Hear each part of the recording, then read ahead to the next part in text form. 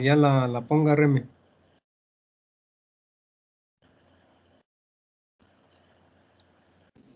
Ya está, profe. Sí, gracias. Y ya estoy compartiendo el archivo. La pregunta es, ¿lo están viendo? Sí, profe. Sí, Muy bien. profesor. Sí, vamos a posicionarnos donde nos dijo el colega, Anthony. Y ahí empezamos entonces con el ejemplo numérico. Recuerden que estamos viendo estados de consistencia del suelo y que mencionamos en los límites de Atterberg y también los estados de consistencia. Y este es el ejemplo numérico en donde vamos a iniciar con algunos cálculos. Bien, entonces, ¿qué es lo que establece? En un estudio sobre plasticidad de una arcilla roja se determinó el límite plástico, límite líquido, índice de fluidez, índice plástico, consistencia relativa e índice líquido, todo lo que ya habíamos comentado.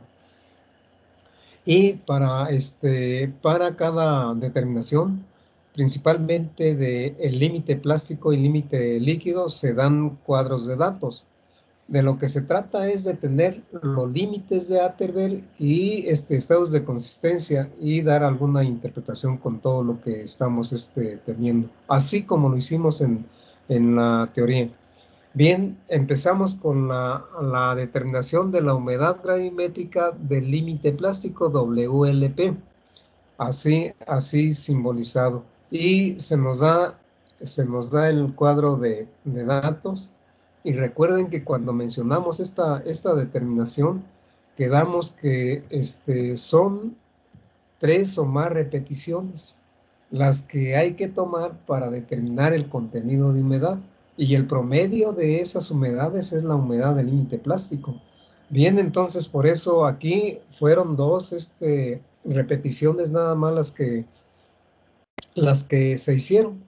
Y los datos para determinar la humedad gravimétrica es como ya lo hemos comentado. Siempre los 3 datos que se nos dan, vean aquí, para cada una de las repeticiones son masa del bote más suelo húmedo y masa del bote más suelo seco.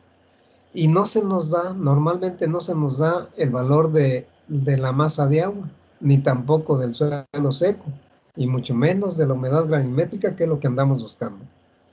Bien, entonces, para esto rápidamente les habíamos comentado antes, pues se puede obtener la masa de agua y la masa de suelo seco nada más por diferencias de masas. Aquí, por ejemplo, la diferencia entre 43.62 y 41.94, masa de agua.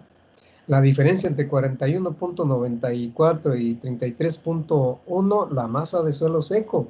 Dividiendo la masa de agua entre masa de suelo seco se tiene la humedad gravimétrica, así cuando ese cociente se multiplica por 100. Todo eso es lo que está planteado enseguida, y ponemos los datos entonces ya ahí porque los vamos a ir mencionando ahí en el cuadro de datos. Bien, entonces, estas son las ecuaciones que ya hemos mencionado para calcular la humedad gravimétrica. Aquí, masa de agua entre masa de suelo seco por 100 para expresarla en por ciento, y aquí esas diferencias para tener la masa de agua y esta diferencia para la masa de suelo seco. Se tienen las ecuaciones, se sustituyen los datos, la masa de agua aquí para la primera, para el primer ensayo, aquí. Entonces, masa de agua más masa del bote más suelo húmedo aquí, 43.62 aquí. Y ¿qué más nos pide? Masa del bote más suelo seco aquí, 41.94 aquí. Y es 1.68 ya anotado aquí. Ese es el resultado de la masa de agua. Y la masa de suelo seco también así, aquí 41.94, 41.94. Aquí 33.1 y el resultado aquí 8.84. Y el cociente de 1.68 y 8.84 planteado aquí, 19%, y ese es el valor que tenemos acá. Para el segundo ensayo es lo mismo. O sea, la mecánica es la misma, 19.69, y es el valor que se tiene acá. Y el valor promedio es el valor de la humedad que andamos buscando, este de 19.34. La humedad del límite plástico promedio, humedad gravimétrica del límite plástico promedio, 19.34%. Así se tiene eso que se nos está pidiendo primero por ahí. Después se nos pide la humedad gravimétrica del límite líquido. Y para ello utilizamos el procedimiento estándar de hacer varias determinaciones de cierre de ranura por golpeteo, así como lo mencionamos, golpeteo de la copa de Casagrande, y determinar el contenido de humedad acompañado del número de golpes en los cuales cerró la ranura.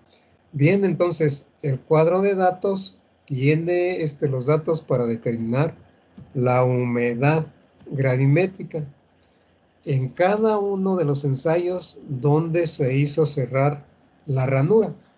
Y vean nuevamente, para cada ensayo se tienen los datos de masa del bote más suelo húmedo, masa del bote más suelo seco, y acompañado del número de golpes en los cuales cerró la ranura y se hizo las pesadas que tenemos ahí para determinar el contenido de humedad.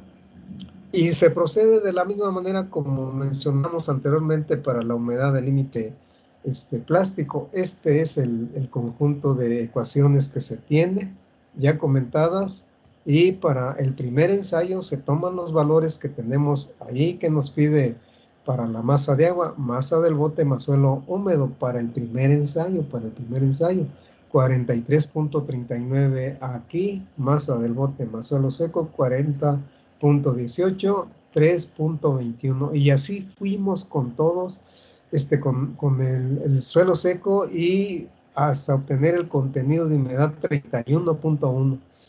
Bien, entonces son los datos que tenemos aquí en la tablita.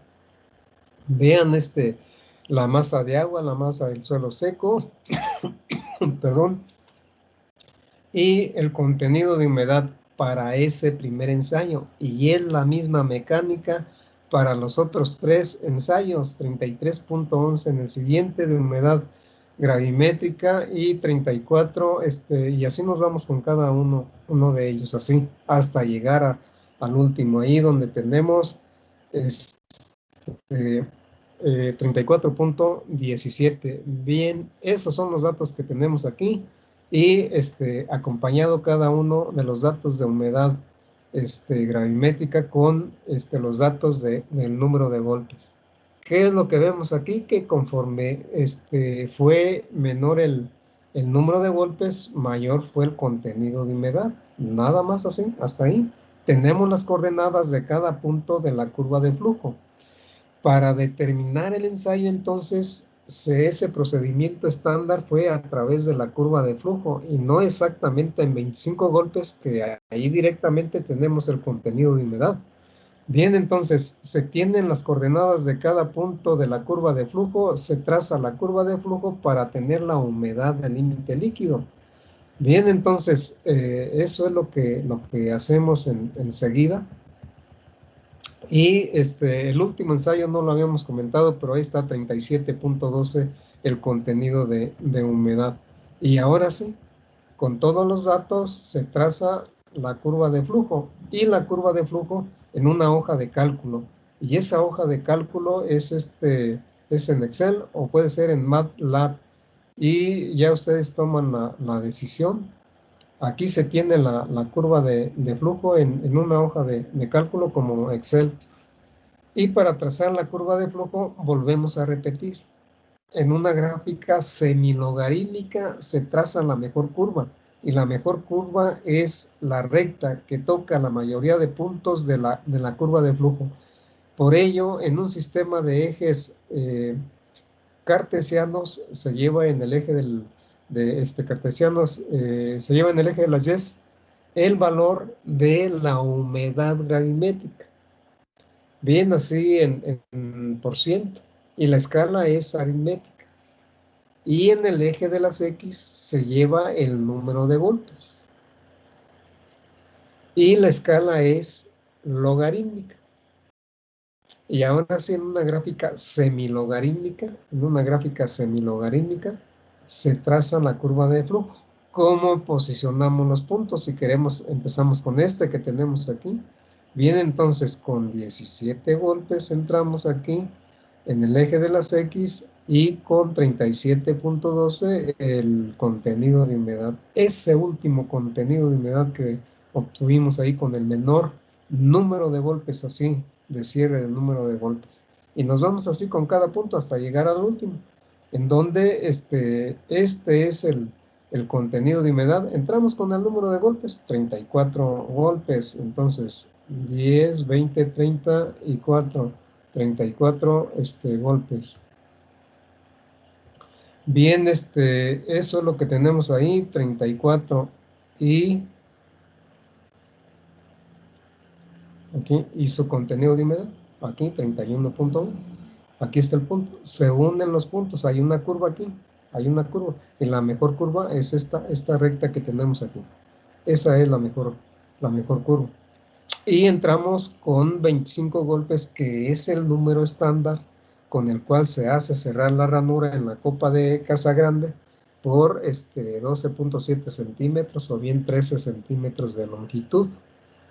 Y que el contenido de humedad de esa pasta cerrada, de la pasta de suelo, en la cual la ranura se cerró con 25 golpes, bien, entramos aquí, intersectamos la curva y después la ordenada de ese punto es el valor de esa humedad, de la humedad del límite líquido. Profesor, Sí, todos estos datos los íbamos a sustentar con práctica. claro que sí, colega. Nos íbamos a ir al laboratorio de mecánica de suelos y ahí hacíamos estas prácticas y otras más. Ahí hacíamos también compactación, compresión uniaxial, compresión triaxial.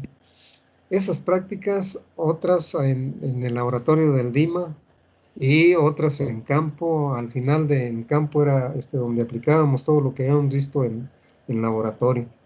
Pero sí, sí las íbamos a hacer. ¿Por qué la pregunta, colega? Y las vamos a hacer si es que nos abren la universidad, ojalá la Es abran. que, bueno, por lo menos a mí se me hace un poco confuso. Siento que como que estamos viendo otra vez lo mismo del principio, pero pues sí es un poco distinto, pero siento que es algo parecido, entonces ya con práctica como que se diferencia. Claro que sí. Y aquí se repite así para que lleguen a la práctica ya con todo el conocimiento y que no tengan problemas, que entiendan bien lo que está pasando ahí. Y los problemas que tenemos es para el cierre de ranuras. Ahí sí hay un poco de problemas, pero ahí lo solventamos y se les queda mejor todavía el conocimiento. Y aquí, así como lo estamos viendo, primero la teoría, después un ejemplo numérico que le refuerza a decir, bueno, allá en teoría veíamos esto, pero ya podemos ver que lo podemos hacer en una hoja de Excel, porque esto es una hoja de Excel. Lo otro era de teoría, y que sí pueden hacer esto, que no es nada más la teoría y después nos vamos a la hoja de Excel y ya no. Entonces, o a MATLAB y ya no podemos hacer la gráfica. Aquí el detalle es de que ustedes le den una revisada bien a cada pequeño tema que vamos viendo y que traten de hacer los ejemplos numéricos. ¿Qué es lo que debo de hacer? Seguirles mandando los ejercicios. Y en el ejercicio ahí les doy datos y ustedes tienen que trazar la curva. Entonces eso les ayuda más a que efectivamente, si tienen problemas, bueno, digan cuáles son los problemas. Entonces sí, colega, desafortunadamente estamos muy mal por la contingencia de que no tenemos instalaciones donde hagamos esto. Y les tengo ya preparada, por ejemplo, la primera práctica con un video, pero no se compara, no se compara con hacer la práctica. Entonces, ¿qué voy a hacer? Ya para la siguiente semana, mandarles el PDF y ver el video con ustedes aquí y hacer comentarios de lo que se está haciendo. Entonces, sí, teórico, y se repite un poco para que les quede mejor asentado y que no digan, bueno, es que no se vio un ejemplo numérico conjunto y que vimos la parte teórica por separado y no supimos enlazar bien todo. Entonces, aquí se está enlazando ya todo. ¿Quién fue el colega que hizo la pregunta? ¿El nombre? Yo, profe Topilsin. Ándele, Topilsen, usted está muy interesado en todo eso de práctica. Fíjese bien, Sí, pues me profe, dan es ganas. que pura teoría como que, pues sí voy entendiendo, pero al final de cuentas, pues como que se me olvida porque como no tengo con nada que relacionarlo, Ujú. pues siento que estoy como que repitiendo pura formulita, entonces pues por eso le comento de que si va relacionado con alguna práctica o algo así. No, claro, ya aquí ya estábamos en irrigación viendo esta práctica, colega, a estas alturas y haciéndola. Les comentaba en algún momento dado, me parece que del archivo de que en el DIMA se perdieron los equipos que se tenían ya disponibles, pero que yo todavía tengo la esperanza de sí ver por ahí si los tenemos para que la hagamos también ahí en el departamento, pero sí tenemos donde hacerla, o sea, no, de eso no hay ningún problema. Y además nos ayuda también un técnico en irrigación con la experiencia de 35, 40 años, colegas. Entonces, pero los dejamos a ustedes que estén haciendo las determinaciones ahí. En ocasiones me rebasan y van y le dicen, oiga, quiero que me ayude aquí y se las hace. Pues, tampoco no tiene sentido eso porque las hace él y en un ratito ya terminaron, pero se quedaron igual ustedes porque no hicieron el ensayo. Yo voy ayudando ahí, les voy diciendo, hagan esto, que no salió bien, no, adicionen, no quiten un poco de agua, pero hagan ustedes y háganlo así. Ya se les queda muy bien, colega. Muy bien, Topilsin, me está llevando a que ya les dé prácticas, a partir de la semana que viene y empezamos con videos y vemos ahí qué tal se siente y le voy a preguntar a usted, Topilsin, ¿cómo se siente ahora, Topilsin? A ver qué, va a estar medio, difícil, pues que sí, pues no se compara con la práctica. Está bien, Topilsin, hasta ahí le dejamos porque si no, no avanzamos. Sí, profe, no hay problema, gracias. Sí, ándele. Bien, entonces decíamos que aquí en la gráfica pueden entrar con 26, con el número de golpes que serían 25, aquí tenemos 10, aquí tenemos 20 y aquí entre esta y esta, 5, 25, intersectamos la curva y la ordenada de este punto es el valor de la humedad que andamos buscando, del límite líquido y es 33.53. Bien, entonces ese es el valor que andamos buscando, lo tuvimos con la curva de flujo y como nos dice Topilsen, vamos a repetir ahora la ecuación, esa ecuación que ya habíamos comentado, pero ¿qué les parece si en lugar de yo dar el comentario nos lo da uno de ustedes, que no sea Topilsen, que sea otro colega, porque Topilsen sí tiene ganas, pero algún otro colega, porque ya es una repetición, y que nos diga qué es lo que tenemos aquí, cualesquiera de todos los que Es que están siempre ahí. hablan los mismos, profe. Mande. Siempre hablan los mismos. Sí, y eso está medio complicado, eso no me gusta, Topilsen. Porque ¿sabe qué? Le voy a preguntar a un colega por ahí. ¿A quién va a ser? No sé. Voy a desplazar el cursor y quedó entre Fabián y Milan, un poco más cerca de Milan Uriel. Muy bien, Milan está por ahí.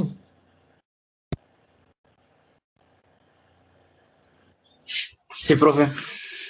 Denos un pequeño comentario de lo que tenemos aquí en el archivo que estamos comentando, viendo. Bien, entonces, ¿de qué se trata? Determinar la humedad del límite líquido empleando una ecuación. ¿Y qué tenemos ahí, Uriel? ¿Cómo le hacemos para determinar o para utilizar la ecuación? Se utiliza el, la W, que significa el tipo de humedad, y luego se va a multiplicar el número de golpes entre 25 por la tangente de beta, que se va a calcular más abajo, igual del tipo de humedad sobre el número de golpes. Sobre el número de golpes. Muy bien. Y enseguida, ¿qué tenemos? ¿En dónde? Aquí el resultado fue menos 0.254. Es el valor de tangente de beta. Y Sí. así lo posicionamos en la ecuación. Es exponencial, ¿no? Sí, entonces lo ponemos como exponente, pero la pregunta iba en el sentido es menos 254 y aquí el valor absoluto. Y El el valor valor absoluto. Ajá. es el que se posiciona aquí donde nos lo pide la ecuación aquí. Aquí está. Muy bien, es así como nos lo menciona Uriel. Yo lo anoto, Uriel, porque hizo un esfuerzo de estar, de estar comentando y lo que espero para todos los demás es que le den una leída. Muy bien, Topilzin, mire, voy a seguir yo porque si no nos entretenemos y ya no logramos terminar. ¿Qué espero que le den una leída? Y donde tengan una duda ahí párenme y díganme, momento, no entendí bien. Muy bien, continuamos entonces. Milan nos dijo aquí la ecuación, ya tuvimos el valor del exponente que nos pide la ecuación que es tangente de beta y empezamos con el ensayo número 1 y el ensayo número 1 lo tenemos los datos aquí. Aquí están los datos, aquí 1, 17 golpes y 37.1 el porcentaje de humedad. Bien, entonces, eso es lo que se está sustituyendo aquí, W, y aquí N mayúscula, y se realiza la operación, el resultado es 33.63. Es muy similar al valor que tuvimos con la curva de flujo, 33.53 allá. Después, con el punto número 2, bien, el contenido de humedad, 34.2, de ahí del cuadrito, yo tengo que estar viendo el cuadrito y posicionando los datos que se me piden aquí. 22 el número de golpes, el resultado 33.12. Sigo con el punto número 3 y los datos posicionados ahí, 33.75. La humedad del límite líquido va variando un poco, pero podemos decir cada dato es confiable porque es la humedad del límite líquido. Y varía muy poco en relación con 33.53, nunca por debajo de 33. Entonces, muy poco y cualquiera de los datos es bueno. Después, el mejor dato, pues es el promedio. El promedio de esos ensayos que tenemos ahí, y es 33.53. Bien, entonces, así es como tenemos el valor de la humedad del límite líquido con la curva de flujo y con la ecuación también. Bien, entonces después viene el índice de flujo. Topilzin, ayúdenos a interpretar esta ecuación porque ya ve que los demás no quieren hablar.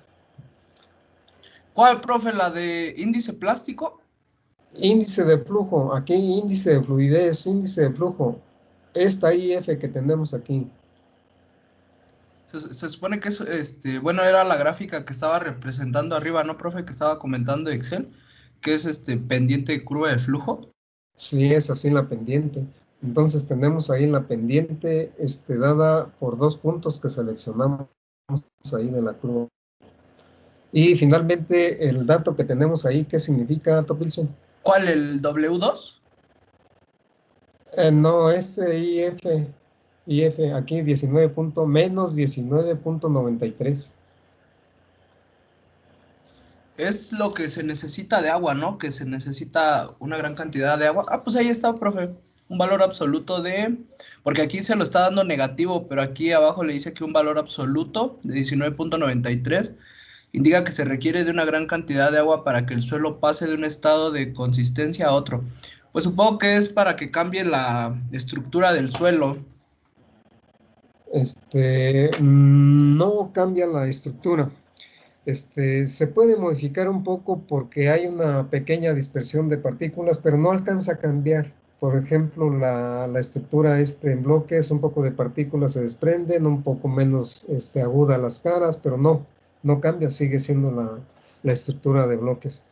Eso depende más bien del tipo de textura del suelo, y suelos de textura fina requieren de mucha agua, suelos de textura gruesa menor cantidad de agua. Se relaciona con eso más bien. Ah, pues por eso el signo negativo, ¿no, profe? El signo negativo, recuerden que porque se trata de una curva, ustedes, no sé si ustedes lo dijeron, una curva decreciente.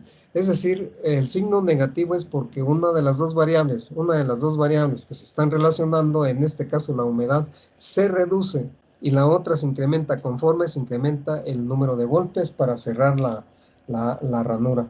Con eso es con lo que se relaciona el signo negativo que tenemos ahí, porque se trata de una curva decreciente, pero una de las variables es la que se reduce y la otra se incrementa.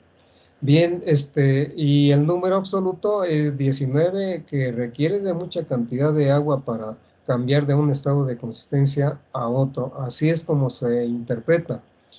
Y bien, eso es lo que podemos decir y lo relacionamos con la inclinación de la curva. Recuerden que para suelos de textura más gruesa, que no es arcilloso, la curva es más horizontal, y una curva más horizontal lo que denota menor cantidad de agua para pasar de un estado de consistencia a otro. Muy bien, eso es lo que tenemos aquí. Veo que sí hace falta comentar esto que tenemos. De todos modos, topicen un poco. No se me enfaden, voy a seguir comentando, si no quedan más en blanco todavía.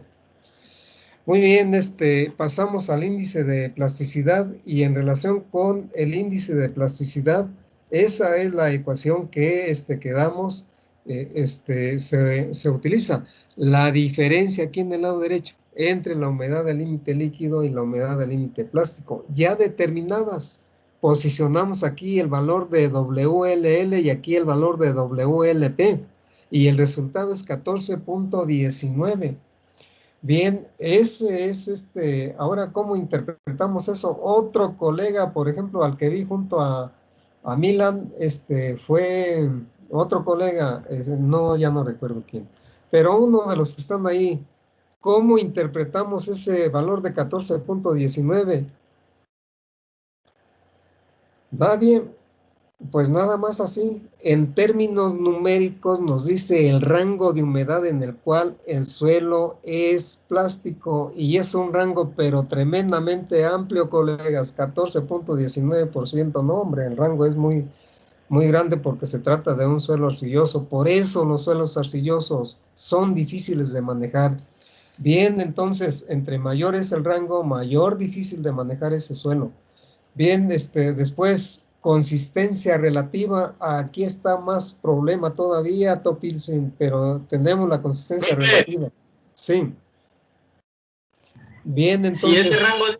Si ese rango lo considera mayor, un buen rango de contenido de humedad, ¿cuál sería? Un adecuado de los suelos francos, y en un suelo, no, fíjese bien que no hay un rango adecuado. Por ejemplo, este suelo arcilloso, tiene ese rango de plasticidad, y decimos que es difícil de manejar porque tan grande que en ocasiones decimos, llegamos ahí al suelo y decimos, ya está en el estado friable, pero no, resulta ser que es en el estado plástico. Hay que tener mucho cuidado, y en ese sentido estamos trabajando, gastando energía y generando mala calidad de trabajo. Bien, los suelos arcillosos son siempre así, con un rango de plasticidad muy amplio. que puede variar entre 12 y 15, 16%. Este es un típico, un suelo arcilloso típico y que nos está mostrando el valor casi máximo de plasticidad. Bien, en un suelo franco, pues se reduce la cantidad de arcilla y ya el rango de plasticidad es mucho menor, nos queda algo así como entre 8 y 10% o menos, un poquito más, vamos a decir entre 6 y 8%. Y en un arenoso, pues ya se baja de plano, pero francos, que tenga algo de contenido de arcilla. Podemos bajarlo hasta 3, 4%. Entonces, esas son las comparaciones para que vayamos diciendo que cuál es el adecuado. No, simplemente ya por la clase textural hay un rango de plasticidad para cada tipo de suelo. Y que entre mayor es la textura fina, mayor el rango. Mayor difícil de trabajar, sí, mayor difícil de trabajar. Así lo podemos comentar, Topilzin. Y ya está anotado de nuevo porque sí es bueno todas las preguntas que hace. Y después pasamos con la consistencia relativa. Y en la consistencia relativa, pues tenemos que tener un valor de la humedad natural en cualquier momento de que tenemos el suelo ahí para hacer una operación mecánica. Por ejemplo, un aporque. Bien, está el cultivo, está el terreno, tenemos contenido de humedad. Bien, entonces, bajo esa condición, o bien una operación de labranza, cuando ya se cosechó el cultivo, que todavía la humedad puede estar a punto de marchitamiento permanente o un poquito por arriba de punto de marchitamiento permanente. En ese momento fuimos y tomamos el contenido de humedad natural. A eso le llamamos contenido de humedad natural, 23.1%. Y ahora sí podemos hacer uso con todas las determinaciones que ya hicimos de esa parcela, de los límites de ATB, con la consistencia relativa. Bien, y con el índice líquido. Para la consistencia relativa nos pide la humedad del límite líquido, la humedad natural del suelo y la humedad del límite plástico. Esas humedades ya las tenemos, ya se calculó WLL, WLP y finalmente WN. Esos valores se sustituyeron aquí y el resultado fue 0.7350. Ahora, ¿qué me pueden decir de ese valor con todo lo que hemos comentado? Uno nada más. Oigan, colegas, si no le hemos preguntado a las colegas, vamos aquí y una de todas las colegas, no sé quién vaya a ser. A la jefa, profe. ¿Mande? Sí, a Remedios. Bueno, resultó ser la jefa de grupo. Ya le hemos cargado mucho la mano, pues ni modo. Reme, ¿qué nos puede comentar de ese valor ahí?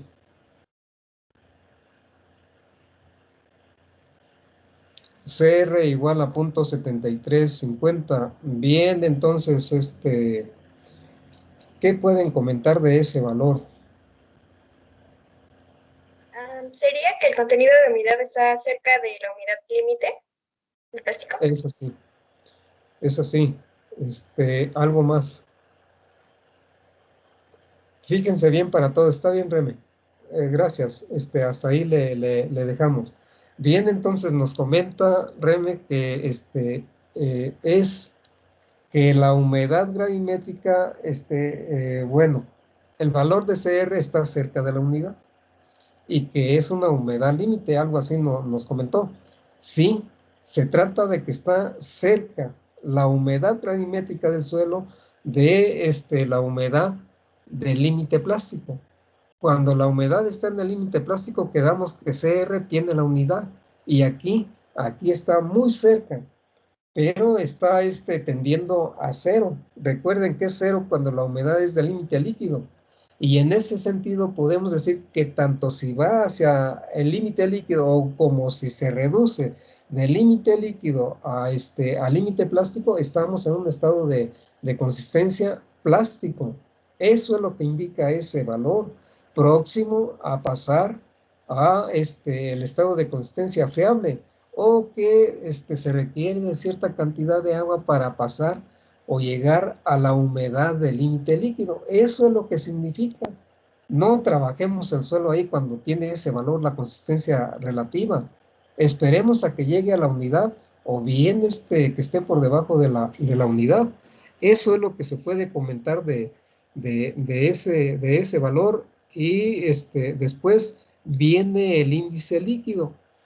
Viene aquí de 23.1 la humedad natural nuevamente. Esa es la formulita. Se sustituyen los valores en la formulita y este fue el resultado del índice líquido, 0.2697. ¿Y qué significa esto? Que ahora está cerca de cero, y cero es en una humedad gravimétrica que separa el estado de consistencia plástico del friable. Viene entonces próximo ahí, pero dentro del estado de consistencia plástico. Y podemos decir que viene desde la unidad y que quiere o tiende a llegar a cero. ¿Cómo? Reduciendo el contenido de humedad. O bien, vamos incrementando la humedad y ahora tendemos a la unidad hasta llegar al índice líquido o hasta por arriba del índice líquido, que ya sabemos qué valores puede tomar. Bien, pero que estamos en un estado de consistencia plástico y que no debemos realizar operaciones de labranza hasta esperar hasta que esté por cero o que sea negativo. Y sabemos que estamos dentro de un estado friable, en cero, en la humedad frontera, o bien humedad de límite plástico que separa un estado de consistencia plástico de un estado de consistencia friable. Bien, eso lo vemos también en campo cuando andamos haciendo la última práctica Topilzin.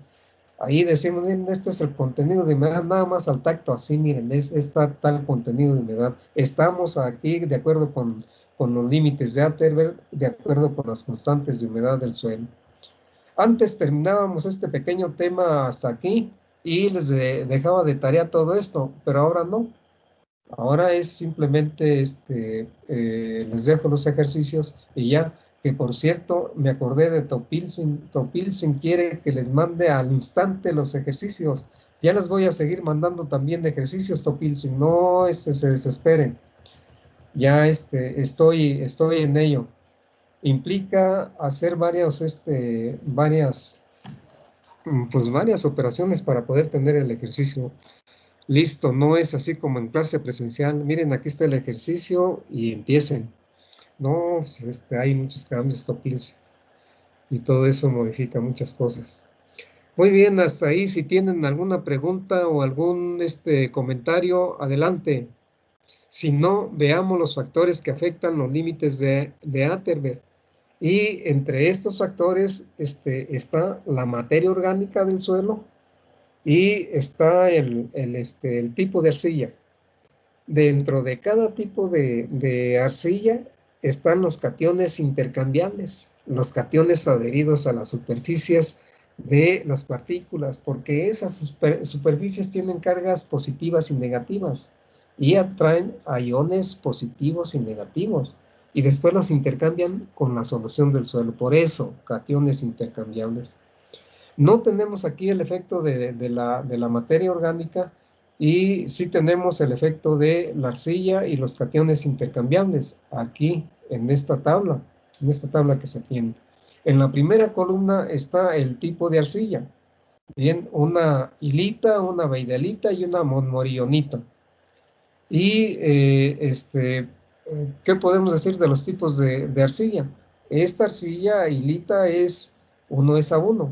¿Y qué significa 1:1? Que tiene una capa de sílice y una de aluminio. La de sílice es negativa, la de aluminio positiva. Bien, en toda la superficie de la capa de sílice, carga negativa. En toda la superficie de la capa de aluminio, carga positiva. Y así es como atraen a cationes y aniones.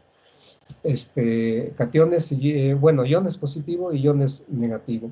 Y en el caso de la beidelita, una arcilla 2:1, 2 capas de sílice y una de aluminio, 2 capas con cargas superficiales negativas y una de aluminio con carga positiva, y así es como traen a los iones de la solución del suelo. Y la montmorillonita, también 2:1, que con 2 capas de sílice y una de aluminio, carga negativa en la capa, las capas de sílice, positiva en la capa de aluminio.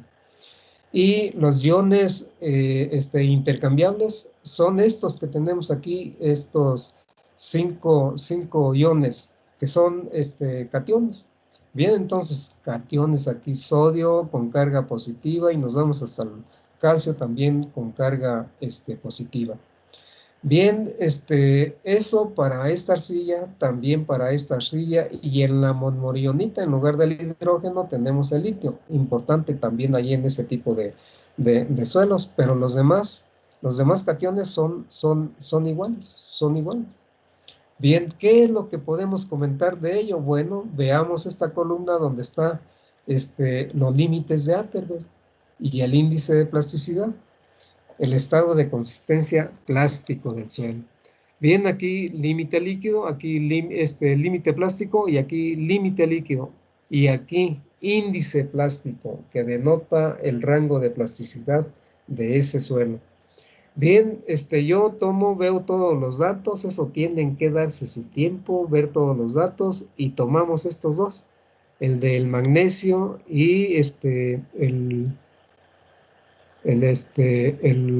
calcio. Bien, estas dos hileras, tomémoslas así. Bien, estos son los valores de los límites de Atterberg, y después altos comparado con otro tipo de arcilla, pero bajos aquí con ese tipo de arcilla que tenemos en el mismo cuadro. Pero aquí vean esto, el índice de plasticidad. Con esos cationes es mayor el índice de plasticidad, aun cuando el sodio está en la misma posición. Pero el sodio sabemos que en altas cantidades separa las partículas de arcilla. Entonces, son suelos también un poco difíciles de manejar, en el sentido de que el suelo está disperso, y que pues eso tapa la porosidad, y si tapa la porosidad hay problemas de movimiento de agua. Bien, pero lo importante aquí para nosotros, estos cationes son los que determinan ese rango de plasticidad. Y en la baidalita también lo mismo. Si nosotros nos vamos, con excepción nuevamente del sodio que tenemos ahí, en estos dos, aquí, es donde se tiene el mayor índice de plasticidad con esos cationes. Y son cationes comunes ahí en suelos arcillosos. Bien, entonces, mayor acá con el sodio, pero pues eso no nos gusta, porque el sodio separa mucho a las partículas, y por eso ese valor alto aquí del índice de plasticidad. Muy bien, y nos vamos con la monmorionita, con esos mismos cationes, y vemos los otros cationes que dispara de manera impresionante el índice de plasticidad. Para nosotros mal, o sea, un rango de plasticidad muy alto con el litio y con el sodio. Entonces, los rangos que nos gustarían son los más bajos aquí, con este tipo de cationes. Bien, entonces, eso es lo que podemos comentar en relación con el tipo de arcilla y el tipo de catión intercambiable, que sí afecta a los valores de los límites de Atterberg, y por lo tanto el estado de consistencia plástico. Si tienen alguna pregunta o algún comentario, háganlo, y si no, continuamos. Ahora ya en relación con el tipo de suelo, aquí con el tipo de suelo, de acuerdo con su clase textural, se tiene los límites de Atterberg, así como están anotados aquí. Bien, entonces, el tipo de suelo, 3 tipos de suelo de acuerdo con la clase textural. Y para cada tipo de suelo se está comentando la cantidad de arcilla, así. En la siguiente columna, en la columna número 2, donde se da también ahí los límites de Atterberg. Ahí tenemos, cuando hablamos de franco arenoso, no, pues el suelo está arenoso, no, pero tiene partículas de arcilla que son las que le dan la actividad para la fertilidad de ese suelo, para la solución, para, bueno, muy activas para la retención de agua ahí mismo en el suelo. Bien, vemos que pues en un suelo arcilloso se dispara de manera impresionante el contenido de arcilla y que sí nos afecta en los límites de Atherton. ¿Qué límites tenemos? Límite de contracción WCC. Vean el límite de contracción. Se comporta muy similar en todos los tipos de suelo. Pero en un suelo arcilloso, ahí tenemos un valor bajo, podemos decir, con relación a los valores de los otros límites. Y ese valor bajo es lo que da ese poder, ese potencial de reducción de volumen de ese suelo ahí en el estado, desde la humedad del límite líquido o estado líquido hasta el estado sólido. Bien, ese valor bajo de la humedad del límite de contracción.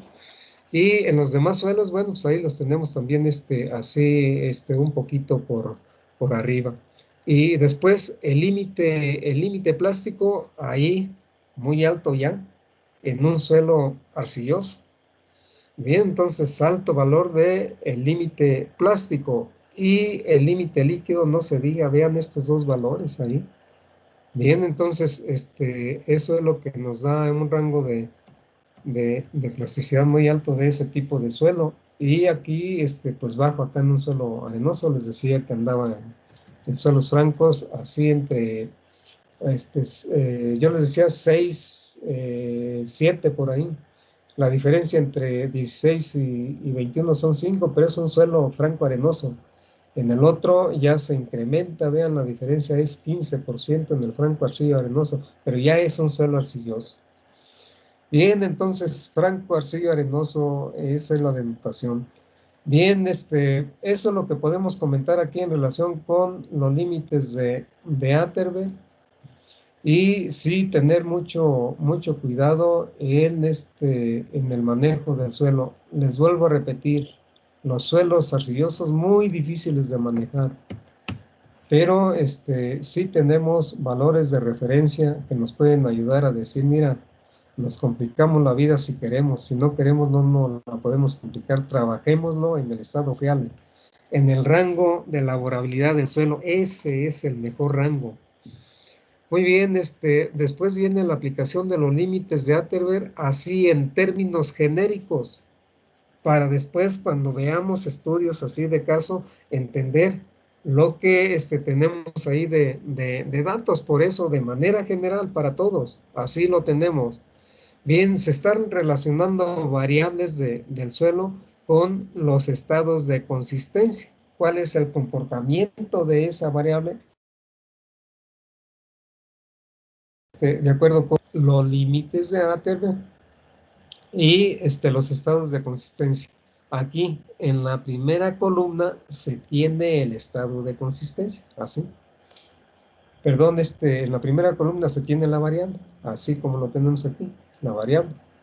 Son estas variables: resistencia al implemento, habilidad para el transporte, adhesión, resistencia a la compactación, resistencia al embarramiento. Oh, ¿qué es eso de embarramiento, colegas? Y después, en la segunda hilera, aquí esta que sombría, voy a quitar la sombra para que la veamos bien. Se tienen los estados de consistencia: sólido, friable, plástico y líquido. Y con un fenómeno físico que podemos apreciar llegando a la parcela: si está seco, si está húmedo, si está mojado, y si está muy mojado, así también lo denotamos.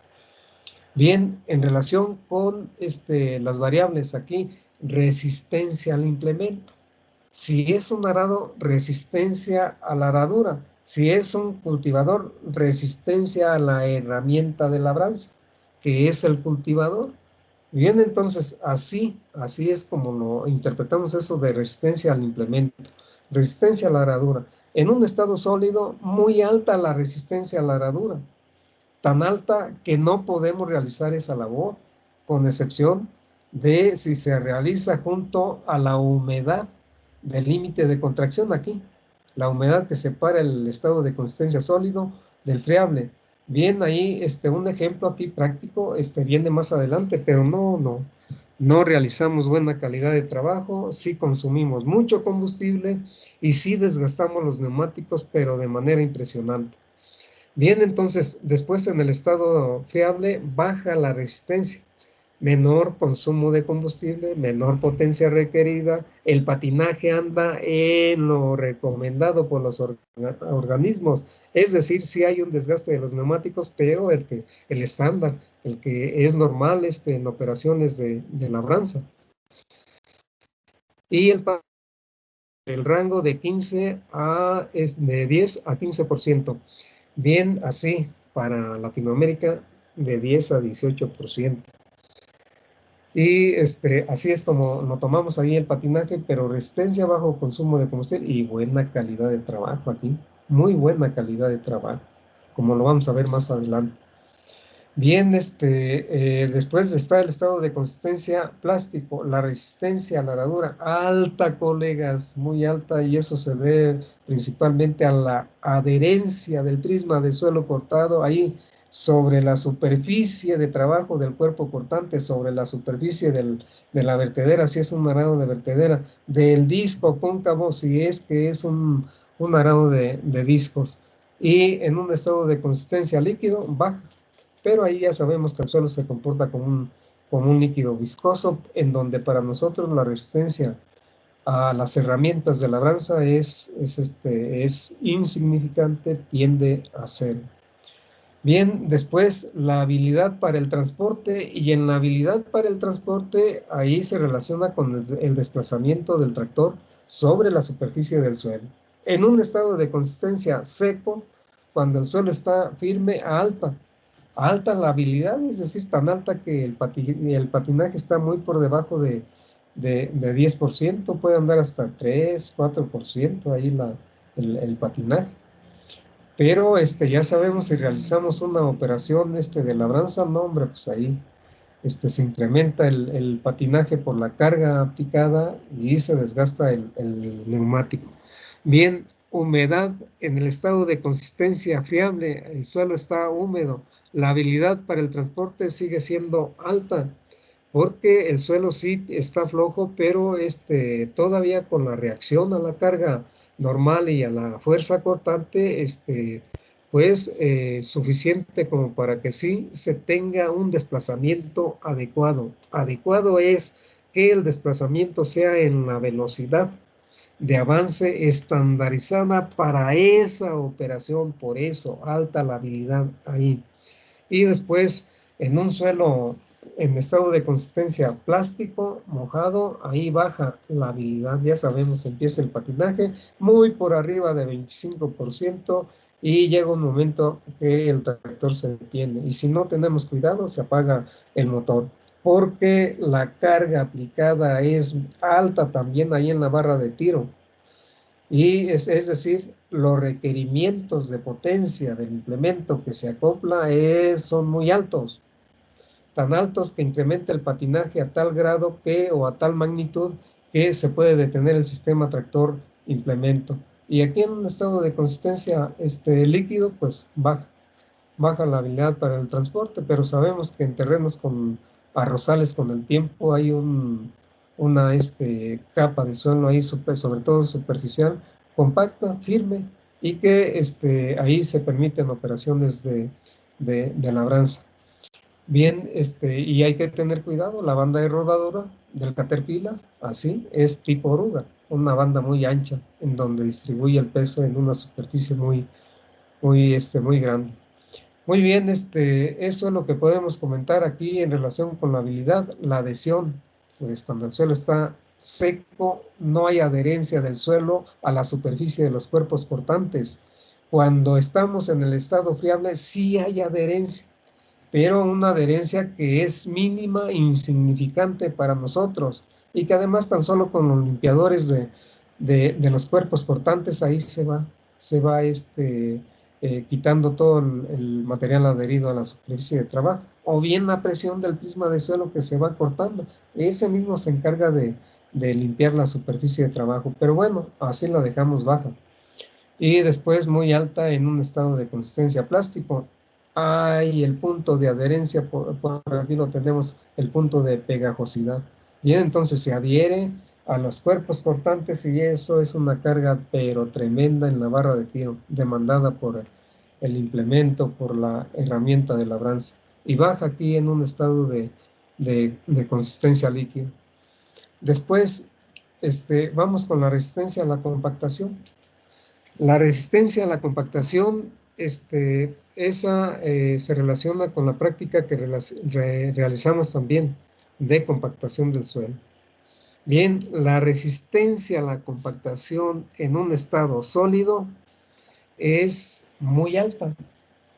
Aplicamos una carga normal con el neumático, los neumáticos del tractor, y el suelo no se deforma. Y si no hay deformación, pues no hay compactación, hay deformación, hay una reducción del volumen, la misma masa de suelo, se incrementa la densidad aparente. Y a esto es a lo que llamamos compactación, y aquí es alta la resistencia, es decir, que no hay modificación en el volumen de suelo en el cual se está aplicando la carga normal ahí por el neumático.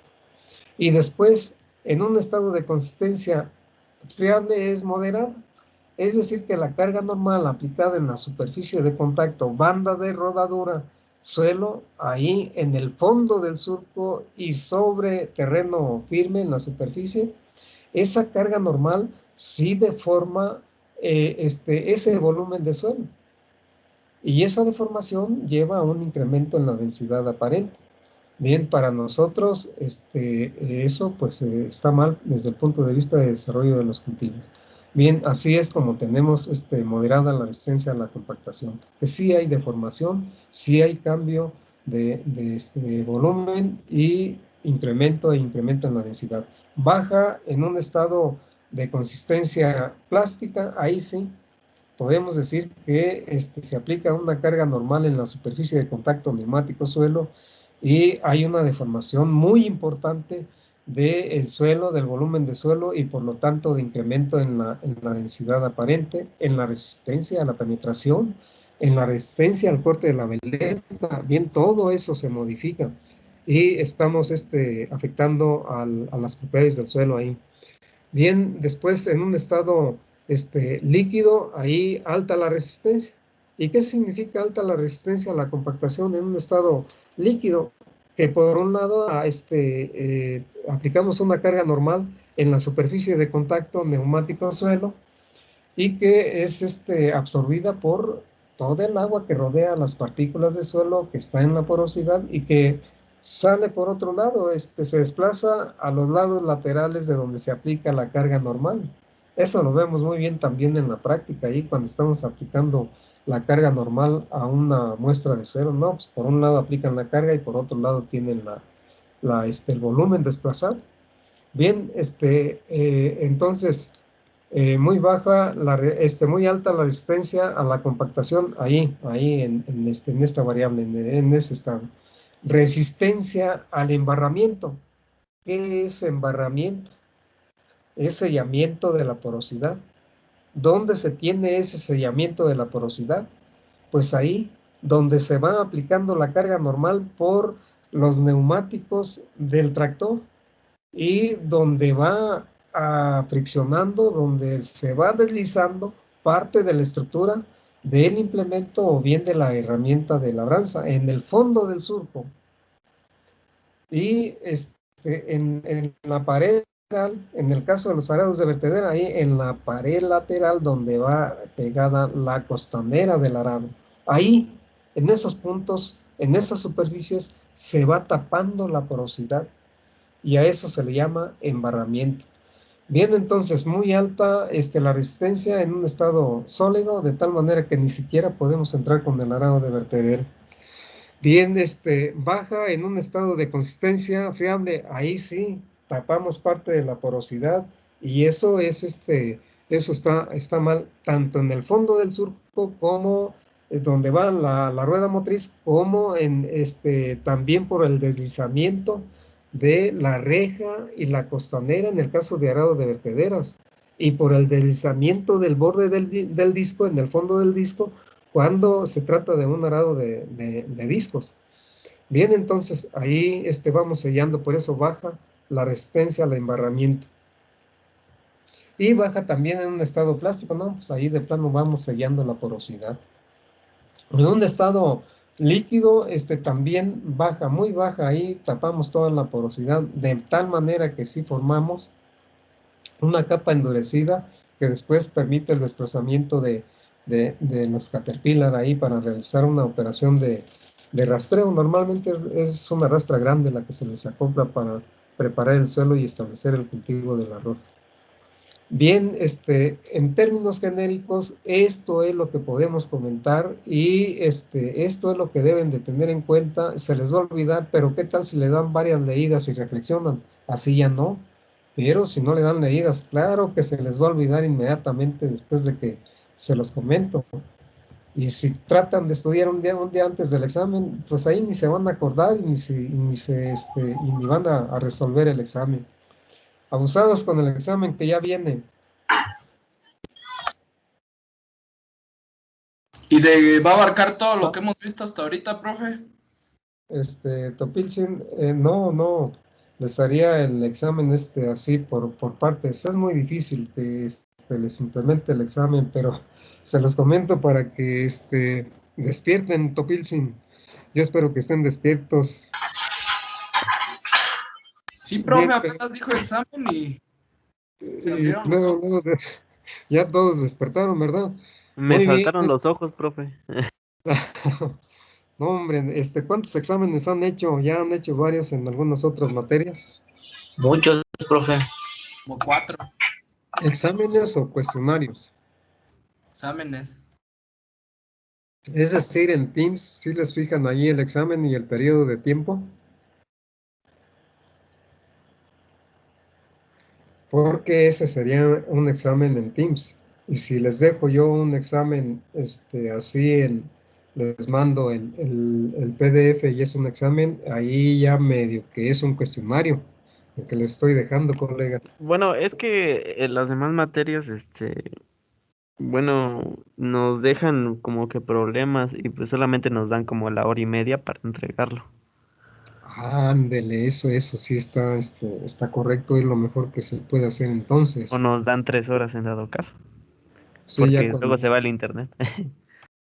Sí, Sí, profe, sí, es que muchos no tienen una conexión estable y pues Teams hace malas jugadas y si tú no terminas el examen se te va el internet y se cierra, ya no puedes volver a abrirlo. sí, eso sí, como dice Topilzin. Bueno, entonces trataríamos de hacer algo similar a lo que comentaron ahí, en el sentido de que hora y media y este es el examen, con el riesgo de que se van a internet y rápido lo resuelven. Aquí se irían a internet, no resuelven nada y se van a las notas y rápido lo resuelven. Bien, entonces, bueno. Voy a pensar un poco en ello, Topilsen. De momento, ejercicios y ya llegará los exámenes. Muy buena procedimiento, me parece ese de hora y media. ¿Cómo se han sentido? ¿Está bien o está mal? No, pues está mal, profe. ¿Está mal? ¿Por qué? Por lo del internet que le comento. Y es que Ah, hemos tenido varios inconvenientes por eso mismo. Sí, sí, es así. profe. No, Hace rato se me fue el internet. no, hombre. No les digo, eso lo estaríamos pensando, pero son ejercicios los que les voy a mandar. Pero dense el tiempo, no lo copien, no le digan a Topilsin, oye Topilsin, pásanos las preguntas. Nosotros no No, hacemos eso, profe. eso me gusta mucho, muy bien, así lo tomo. Qué bueno que sea así. Vamos a continuar, ¿les parece bien? Porque se nos termina el tiempo. Bien, continuemos con, Profe, sí. entonces dijo que va a haber examen o qué fue lo que dijo? No, miren, aplicar un examen sí, es muy difícil, porque si les dejo un examen para resolver allá, en casa, es como si les mandara un cuestionario. Mejor les diría este cuestionario a resolver y ya lo estarían, resolviendo y damos un tiempo. Pero que se Bien, llame examen ese cuestionario, Ah, profe. pues sí, pues de hecho es lo mismo, profe. sí, sería muy similar. Entonces, pondríamos un examen. Pero ¿saben qué? Ese cuestionario vendría un poquito así medio rebuscadito para que lo resuelvan con lo que tienen de teoría. y se resuelve así. Y la otra es que sean preguntas que se resuelven así directamente, ¿no? Sin mucho que pensar. Tendrían que estar revisando notas, dándole una leída y ya lo resuelven al estilo del cuestionario. Entonces, dejarles un problemario también rebuscado como que no me gustaría, mejor directo de lo que se les enseña y de lo que pueden rápidamente ahí del PDF tener para resolverlo, que de hecho es el procedimiento en diseños ingenieriles. Tienen ustedes todas las herramientas ahí disponibles para decir, yo quiero resolver este problema. Tomo mi libro, este tema, el otro, el mismo tema, y ya lo tengo ahí. Si tiene notas, tomo las notas que me da el maestro, las notas que me dio el otro maestro, y resuelvo los problemas. Y en la vida real es eso, se arriman de toda la revisión de literatura y resuelven el problema. Eso es muy importante y me parece lo más importante en todas las materias, que reúnan toda la información y resuelvan el problema, porque eso les va dando habilidad para resolver sus problemas ya en la vida real. Bien, vamos a continuar entonces, límites de Atterberg y su relación con algunas propiedades dinámicas del suelo. ¿Cuáles son esas propiedades dinámicas del suelo? Estas tres que tenemos aquí. Y aquí tau max es resistencia al esfuerzo, resistencia máxima al esfuerzo cortante, así. Y también resistencia máxima, o no, yo diría resistencia en falla inminente, así como lo vimos con la compresión triaxial, con la caja de corte directo.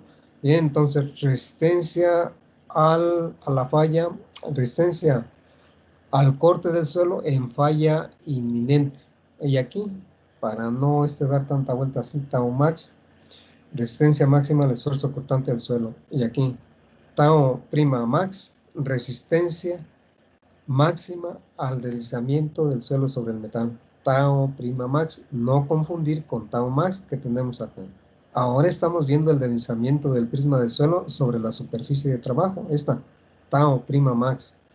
Y acá RCT es resistencia al corte de los terrones, muy importante también, de acuerdo con la humedad del suelo, las tres variables muy importantes de acuerdo con la humedad del suelo. Y para ver su comportamiento en relación con el contenido de humedad en una gráfica, en el eje de las Y se lleva el valor de cada variable, en el eje de las X se lleva el contenido de humedad gravimétrica, que se puede hacer variar a través de todos los estados de consistencia del suelo. Por eso aquí, en un determinado valor de la humedad del límite de contracción, aquí se tiene la humedad del límite de contracción, que separa el estado de consistencia sólido del friable, y después con la humedad del límite plástico, aquí se posiciona en el eje de las X, y vemos humedad del límite plástico que separa la humedad de un estado de consistencia friable de un estado de consistencia líquido, y finalmente la humedad del límite líquido aquí, para tener la separación entre el estado de consistencia plástico y el estado de consistencia líquido. Bien, hecho esto, en cada uno de los estados de consistencia se hace la determinación en diferentes contenidos de humedad de cada una de las variables que tenemos aquí. Tomemos esta de resistencia al esfuerzo cortante máximo. Bien, resistencia máxima al esfuerzo cortante, así definida aquí tau max. Bien, entonces, en esta curva de comportamiento, lo primero es trazarla. Para ello, tenemos las coordenadas de cada punto, el valor de la variable tau max y el contenido de humedad en el cual hicimos un ensayo y determinamos ese valor. Bien, aquí, entonces, contenido de humedad y aquí su valor. Quiero decirles antes de que sigamos adelante que se trata aquí de una muestra de suelo que está suelta, floja, que se hizo pasar por el tamiz para estandarizar, por el tamiz de 2 milímetros de abertura. Bien, entonces, algunos otros establecen como un sistema de Estados Unidos por el tamiz de 4 milímetros de diámetro de abertura de orificio de malla. Bien, entonces un suelo pues bien definido con su granulometría, que se asemeja al paso de una rastra después de una aradura. Tenemos la cama ya preparada para el establecimiento de la semilla. Bien, entonces así está el suelo y por eso nosotros empezamos así. Ahora otro contenido de humedad y el valor de la resistencia tau max quedó aquí y así nos fuimos. Así nos fuimos con cada punto hasta llegar aquí, en donde se tiene el punto de inflexión de la curva que corresponde a un contenido de humedad en el cual se tiene el valor máximo de la resistencia al esfuerzo cortante del suelo. A partir de ahí decrece de manera impresionante dentro del estado plástico, así, para esa condición de ese suelo. Esta es una curva de comportamiento de esa propiedad en donde el agua fue uniendo a los agregados que tenemos ahí, a los agregados, y se fue incrementando esa resistencia máxima al esfuerzo cortante.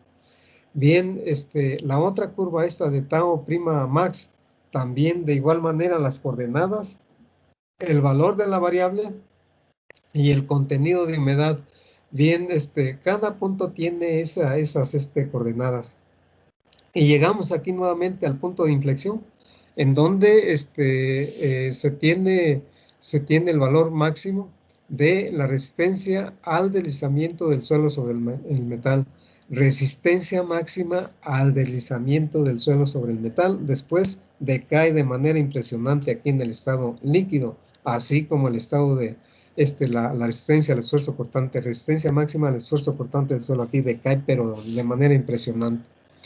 Muy bien, estas son las curvas de esas dos variables. Esta es la curva de resistencia al corte de los terrones.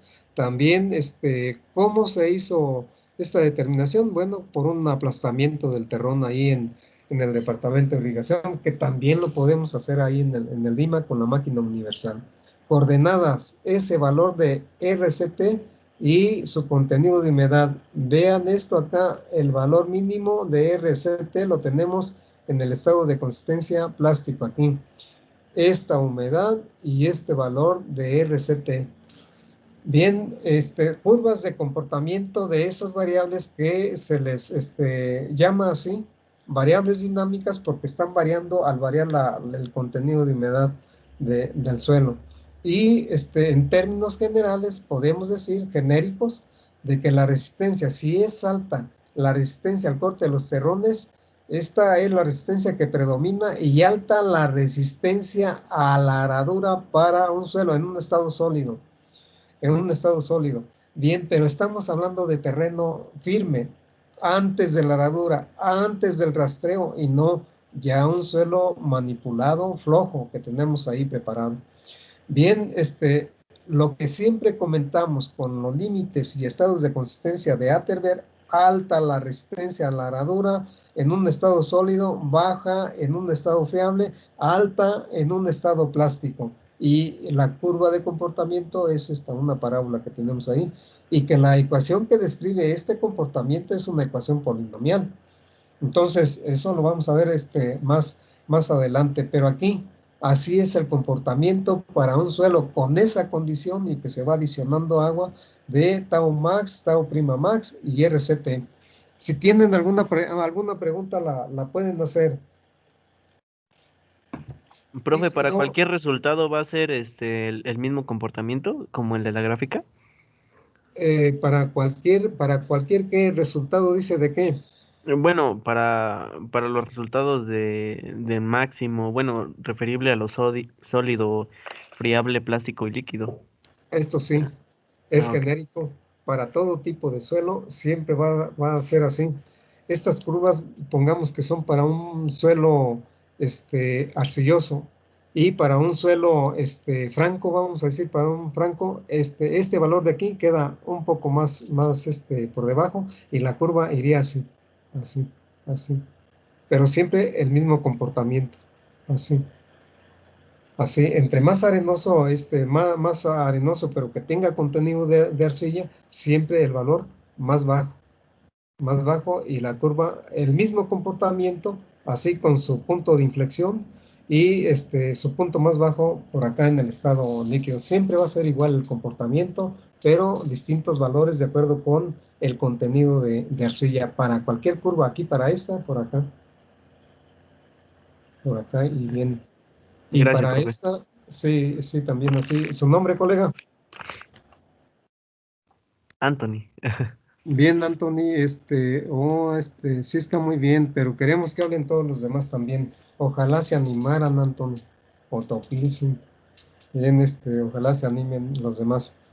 Bien, hasta aquí vamos a llegar, colegas. Faltaría ya nada más ver este estudio de caso, y cambiar ya de pequeño tema. Hasta ahí le dejamos, porque ya estoy viendo el reloj y nos vamos con calma a la siguiente clase. Yo diría tomar nuestros alimentos y enseguida a las siguientes clases. Bien, entonces ahora le pedimos a Reme que por favor ya corte la grabación y nos vemos en la siguiente clase. Que descansen, colegas.